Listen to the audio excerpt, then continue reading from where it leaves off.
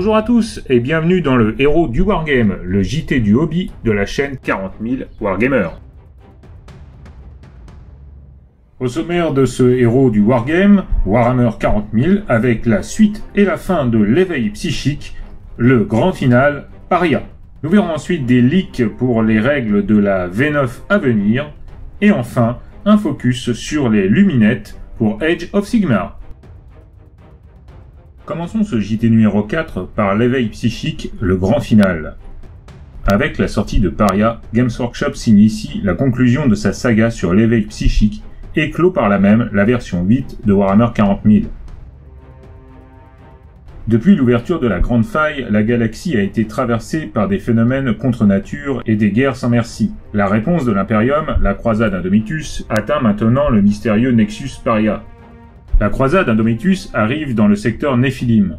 Le secteur est étrangement protégé des fluctuations du chaos, un havre de paix en pleine tempête. La mission d'inspection Khalides est envoyée plus avant dans le système, et il ne tarde pas à découvrir de vastes pylônes de pierre noirs, semblables à ceux de la défunte Cadia, dans cette région reculée appelée le Nexus Paria. La puissance psychique des pylônes est telle qu'elle sape le moral des troupes et oblige des commissaires à des purges sans précédent. Pourtant, rien n'y fait. Les fiers gardes de l'Astra Militarum fuient par centaines. Les psycheurs perdent leur influx psychique. De toute évidence, le Nexus Paria doit être détruit, selon une logique toute inquisitoriale. Mais les Nécrons n'allaient pas s'en laisser compter. Paria contient les détails des horribles batailles livrées par l'humanité au sein du Nexus, avec de nouvelles règles de mission. On y trouve aussi les règles pour l'Inquisition dans Warhammer 40 000, avec notamment la discipline psychique de la télétésie. Avec ces nouvelles règles, il sera plus facile d'intégrer vos troupes de l'Inquisition à vos armées impériales. On y trouve aussi des règles théâtre de guerre permettant d'ajouter des règles d'environnement à vos parties, avec par exemple des règles de planètes dominées par des rituels démoniaques. Franchement, ça a l'air génial, mais c'est dommage, mi-juillet, la V9 sort, et on espère qu'on aura le temps d'en profiter, et si jamais les règles changent, bref. Paria, c'est aussi des fiches techniques et de nouvelles figurines, comme l'Illuminator Tseras, un génie maniaque spécialiste du biotransfert. Décidément, entre lui et Fabius Bill, c'est la mode. Il parcourt la galaxie à la recherche des secrets de la vie. Donc, entre Fabius Bill, le Mechanicus, ça fait beaucoup de chercheurs, pourvu qu'ils trouvent. En tout cas, Games Workshop nous présente une figurine atomique. Buffer de Warrior est parfaitement compatible avec les futurs Nécrons de la boîte V9. Face à ce fléau de l'humanité se trouve le premier chasseur de Nécrons de l'Imperium, le Lord Inquisiteur Kyria Draxus. Considéré comme un hérétique par beaucoup, car il utilise la technologie Xenos et notamment Eldar, il a d'ailleurs un physique très Aeldari, ce qui paraît fluffiquement logique, car les Eldar et les Nécrons ont un grand antagonisme. Il est accompagné d'une corneille à trois yeux, d'une sorte de petit dragon par lequel il peut voir ses ennemis. Voyons ces règles maintenant. Dracus est une nouvelle option de QG pour l'Inquisition. Oui, une. C'est une inquisitrice psycheur accompagnée de son Vivarch, spécialiste de la chasse des Xenos et notamment des Nécrons. Elle aura mouvement 6, 2 en CC, 3 en CT, 3 en force, 3 en endurance, 5 points de vie, 4 attaques, commandement 9 et sauvegarde à 3+. Elle est équipée d'une catapulte shuriken modifiée qui n'est autre qu'une catapulte shuriken de vengeur qui fait 2 dégâts. Elle est aussi armée de grenades paralysantes. Au début de la phase de combat, si Kyria a chargé, choisissez une unité ennemie à moins d'un pas, celle-ci frappera à la fin de la phase. Son familier, lui, permet, entre autres, de faire des châtiments sur des figurines engagées au corps à corps. Ah bon? Je croyais qu'on avait déjà le droit. En ce qui concerne les règles plus génériques de l'Inquisition maintenant. Selon votre Ordo, vous obtiendrez des bonus contre certains ennemis. Par exemple, l'Ordo Malleus aura des bonus contre les démons, l'Ordo Hereticus contre les psycheurs, et l'Ordo Xenos contre les Xenos. Mais vous pourrez aussi choisir des Ordo Minoris comme l'Ordo Chronos ou l'Ordo Scriptorium, et choisir des bonus suivants. L'Ordo Minoris avec la full relance des attaques et des blessures sur les personnages, mais aussi un trait de seigneur de guerre comme Puritain pour augmenter votre invulnérable de 1. des pouvoirs psychiques, de la discipline télétésie, qui est propre à l'Inquisition, mais aussi des pouvoirs spécifiques aux 3 principaux ordos, comme Warding Incantation pour l'Ordo Malleus, qui pour une charge warp de 6 donne une 5+1 vul à une unité infanterie ou motard de l'Imperium à 12 pas. Au rayon des reliques, on peut noter l'Ignis Judicium, qui remplace le pistolet Inferno de l'Inquisiteur, portée 12 pas, pistolet 1, force 8, PA-4, dégâts 6, et il a la règle fusion à mi-distance. Cette fusion sera à pleine portée contre les unités du chaos et les psycheurs. Ça peut faire très mal. Paria nous présente aussi les stratagèmes inquisitoriales, et notamment pour un PC, Alpha Class Psycheur. Avant le début de la bataille, choisissez un psycheur inquisiteur qui n'est pas un personnage nommé. Il connaîtra et pourra lancer un pouvoir supplémentaire par phase psy.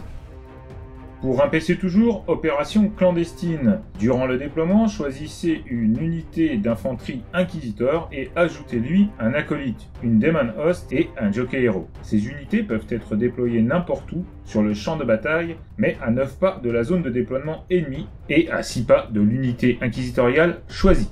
À noter, et c'est important, que toutes les forces de l'Inquisition peuvent être additionnées à n'importe quelle force de l'Imperium, et cela sans casser les capacités de détachement. Vous pouvez donc, et c'est très fluff, choisir un Lord Inquisiteur comme seigneur de guerre pour de l'Astra Militarum, du Mechanicus, des Space Marines, etc.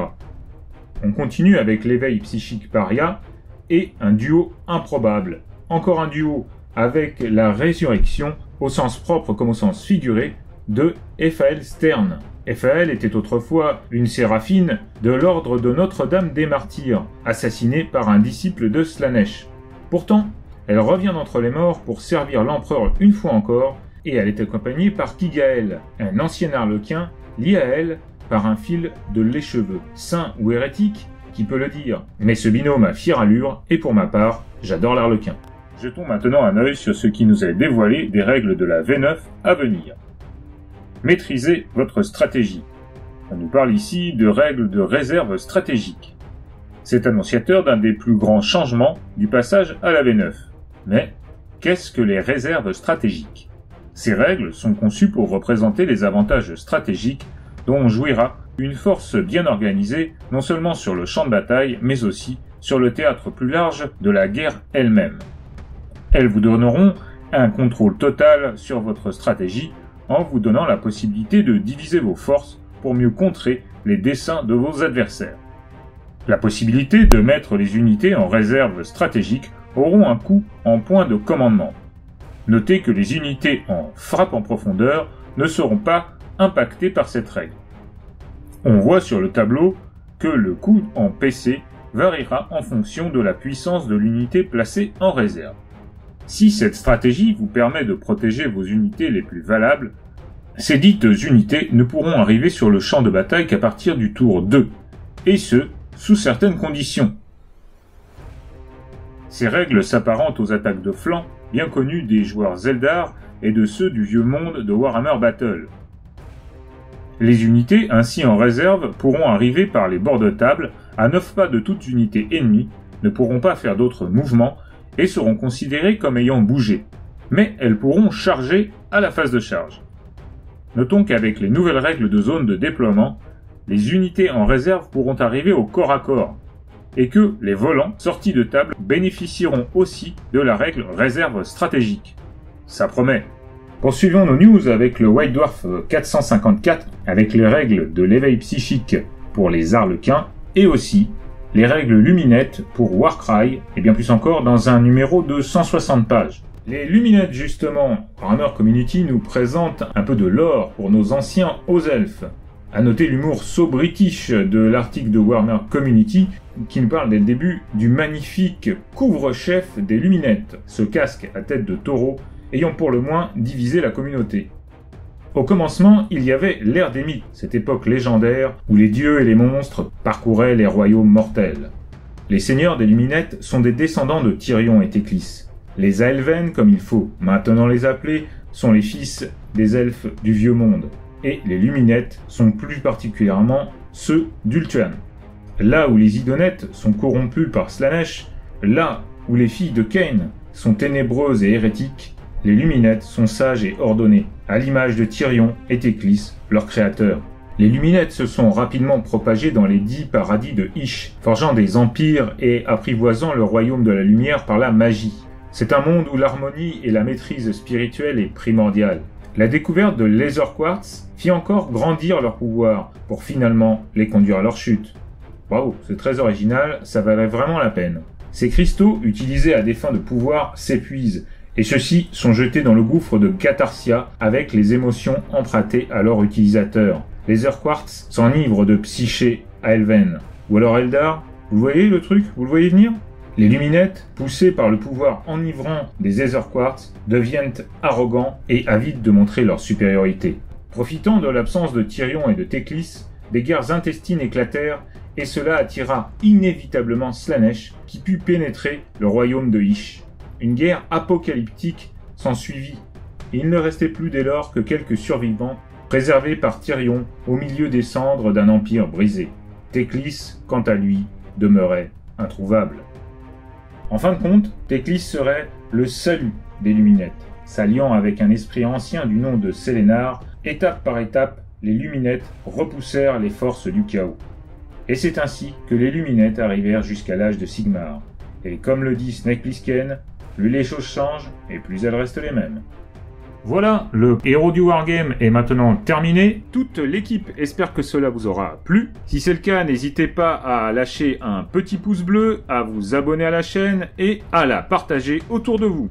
On se retrouve très bientôt. D'ici là, portez-vous bien et surtout, n'oubliez pas, sans contrôle, la chagate n'est rien.